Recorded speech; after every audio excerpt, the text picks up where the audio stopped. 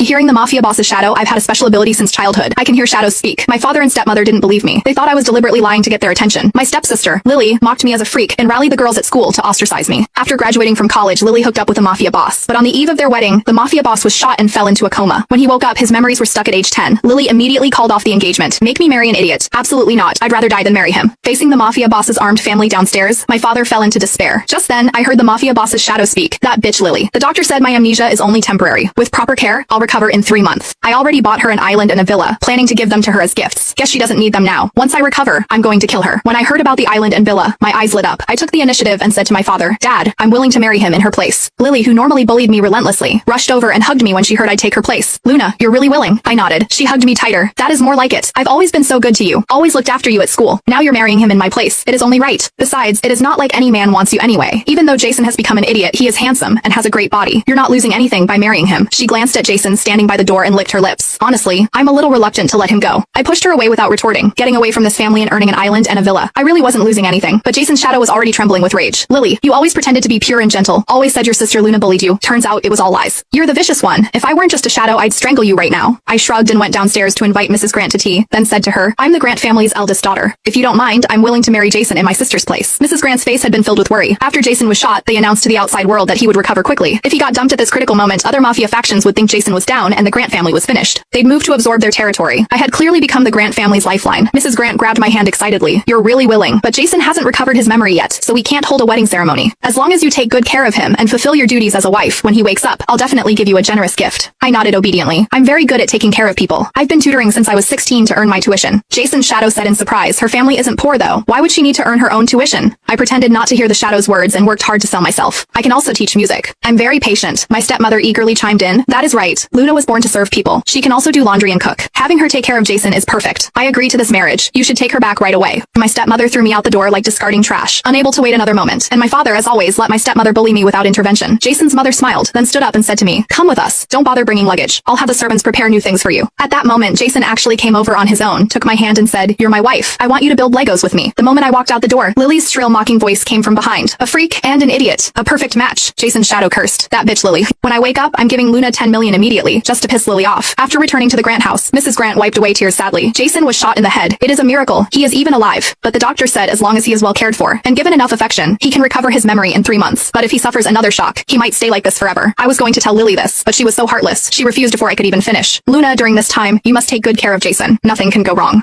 What Mrs. Grant meant was that I needed to stay by his side to help awaken his memories. At the same time, Jason's current condition couldn't be seen by outsiders. She was busy fending off attacks from competitors, so she needed someone trustworthy to stay with Jason